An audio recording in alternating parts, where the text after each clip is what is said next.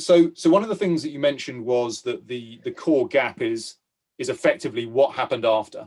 What happened after this was agreed, what happened in the delivery. And we totally see that from a tech point of view, in the sense that that's the gap. You can create a purchase order in a P2P system perfectly well. There are lots of systems out there where you can do contract processes.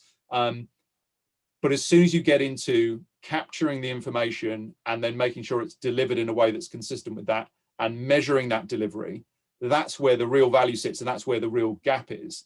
When you look at the tech landscape out there, so from our point of view, we're approaching this from a very specialist angle, but there are various kind of different approaches or different kind of ways that the market could look at this. What's your view on the kind of the role of tech within this services procurement setting, within an offering such as the offering that you guys provide, and also the role of dedicated tech versus kind of generalist or existing technology? Yeah, I think the dedicated tech piece is a really simple question. You need dedicated tech. You alluded to it earlier. It's a unique category of indirect procurement.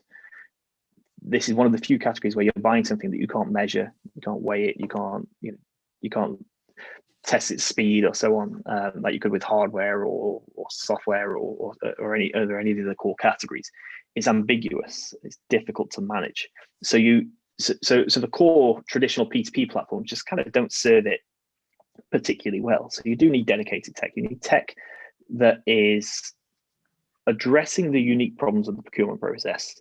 These are something that can run an RFP, something that can help you build a contract, and so on and so forth, but comes from a background of understanding the treatment of individuals and so on. So it's no good just building a pure play output contract if you've got no way to onboard the resources. You've got no way to track how many people you've got, where they are.